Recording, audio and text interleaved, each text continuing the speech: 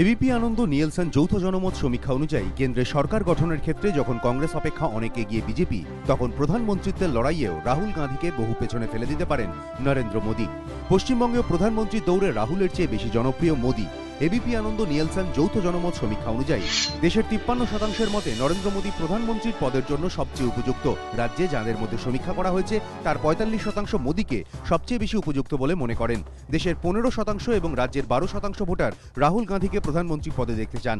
তৃতীয় স্থানে রয়েছেন অরবিন্দ কেজরিওয়াল। দেশের 5% এবং রাজ্যের 3% ভোটার তাকে প্রধানমন্ত্রীর পদে সবচেয়ে উপযুক্ত বলে মনে করেন।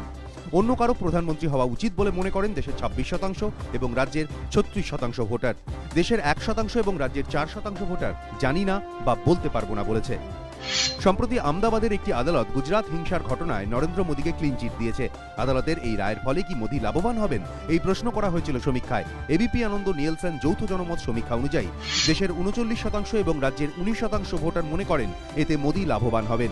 দেশের 30% এবং রাজ্যের 26% ভোটার অবশ্য এমনটা মনে করেন না। দেশের 32% এবং রাজ্যের 55% ভোটার জানি না বা বলতে পারবো না বলেছেন। এবিপি আনন্দ।